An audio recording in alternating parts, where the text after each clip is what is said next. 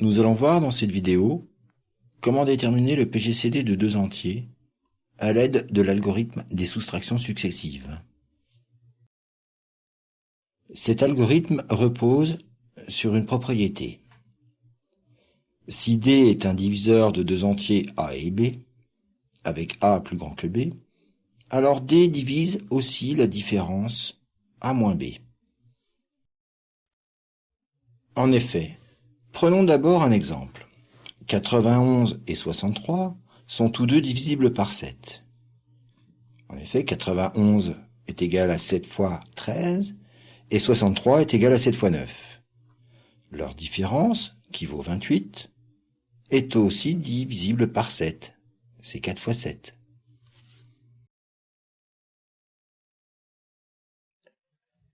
Voyons maintenant le cas général.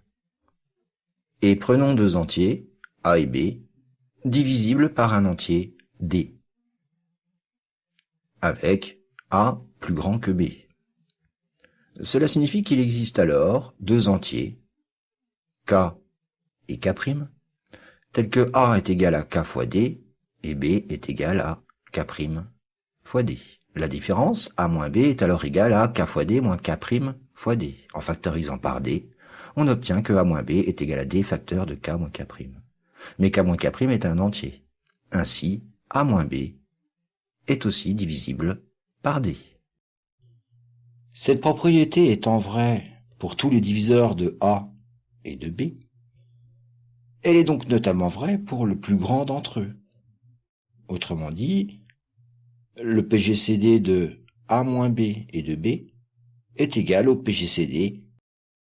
Ceci constitue la première étape de notre processus algorithmique. On peut alors continuer nos soustractions jusqu'à obtenir deux nombres égaux qui seront le PGCD des deux entiers de départ. Nous avons donc le schéma algorithmique suivant. Au départ, nous avons deux entiers A et B. Si A est égal à B, le processus s'arrête et A est égal à B est égal au PGCD des entiers A et B. Si A est différent de B, il faut ranger ces nombres, A plus grand que B. On calcule alors la différence, A moins B. Puis on remplace le plus grand des deux entiers précédents, c'est-à-dire A, par cette différence.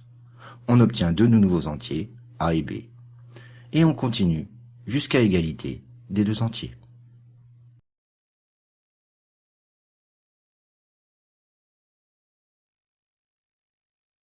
Regardons maintenant un exemple et calculons le PGCD de 923 et 568 en utilisant l'algorithme précédent. Dressons un tableau dans lequel nous allons disposer nos entiers A et B. Plaçons d'abord les entiers 923 et 568. Leur différence est 355. On remplace 923 par cette différence. Nous avons alors deux nouveaux entiers, 355 et 568. 568 est plus grand que 355. On le place dans la colonne de gauche. On calcule à nouveau la différence qui est 213. On remplace 568 par 213 et on place 355 dans la colonne de gauche. La différence entre 355 et 213 est 142. On remplace 355 par 142 et on place 213 dans la colonne de gauche. La nouvelle différence est de 71. On place alors les entiers 142 et 71 et leur différence est de 71. On place pour finir les deux entiers 71 et le processus s'arrête puisque ces deux entiers sont égaux. Par conséquent, le PGCD des entiers 923 et 568 est 71. On peut facilement calculer le PGCD de deux entiers avec un tableur tel qu'Excel, OpenCalc ou Numbers. Ici, nous utilisons Excel. Et pour calculer le PGCD, nous allons utiliser les fonctions min et max. Dans les cellules A2 et B2, plaçons tout d'abord les entiers 923 et 568. Dans la cellule A3, on écrit la formule permettant d'évaluer le maximum entre la différence des cellules A2 et B2 et B2. Dans la cellule B3, on évalue le minimum entre la différence des cellules A2 et B2 et B2. Ensuite, on sélectionne les cellules A3 et B3, puis on duplique les formules en glissant les cellules sélectionnées à partir du petit carré en bas à droite. On obtient ainsi le PGCD des entiers 923 et 568, qui est 71. Pour aller plus loin, on peut aussi utiliser un langage de programmation permettant de calculer le PGCD de deux entiers. Par exemple, ici, nous allons utiliser Visual Basic Application pour Excel. Mais pour cela, il faut d'abord faire apparaître dans le ruban l'onglet Développeur. Pour ce faire, il suffit dans l'onglet Fichier, puis dans les options, aller dans Personnaliser le ruban et cocher la case Développeur. L'onglet apparaît alors dans les rubans. En sélectionnant cet onglet, insérons un contrôle ActiveX, un bouton de commande.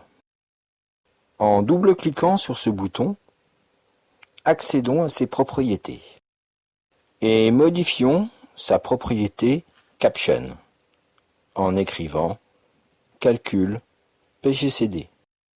Cette propriété permet de modifier le texte du bouton. Revenons maintenant sur l'éditeur Visual Basic et insérons une useForm, c'est-à-dire une feuille d'utilisateur. Modifions son caption et nommons-le PGCD. Créons maintenant deux étiquettes. L'une qu'on va appeler nombre A et l'autre qu'on va nommer nombre B, en modifiant entre-temps la fonte et la taille de caractère.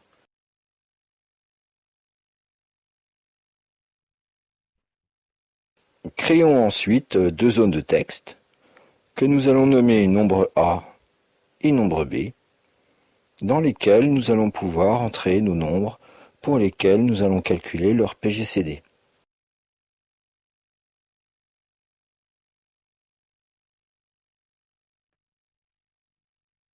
Créons maintenant un bouton de commande dans lequel nous allons entrer du code permettant de calculer le PGCD.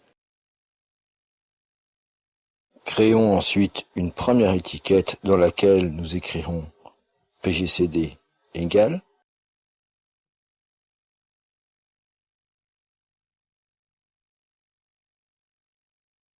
et une deuxième étiquette dans laquelle nous mettrons le résultat du PGCD.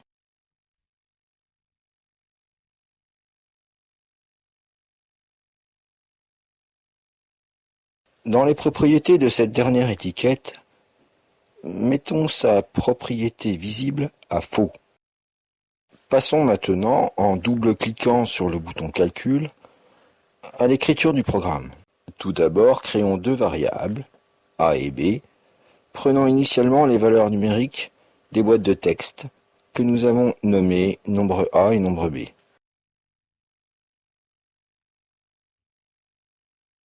Écrivons ensuite une boucle tant que A différent de B, différent se notant avec la succession des signes inférieurs et supérieurs. Si A est plus grand que B, alors on affecte à la variable A la différence A moins B.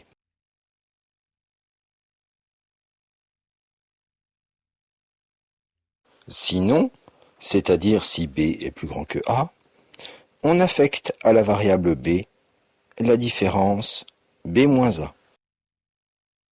On termine la condition en écrivant AND IF et on termine la boucle tant que en écrivant Wend. Il faut rendre ensuite visible l'étiquette résultat que nous avions rendue invisible au départ.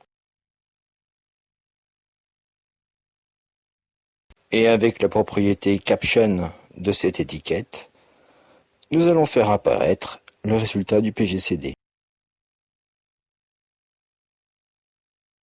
Il ne reste plus qu'à demander au bouton Calcul PGCD de montrer la feuille de calcul grâce à la propriété Show. Voyons maintenant ce que cela donne et entrons nos deux entiers 923 et 568 dans les zones de texte. Le PGCD donne 71. On peut alors recommencer avec deux autres entiers.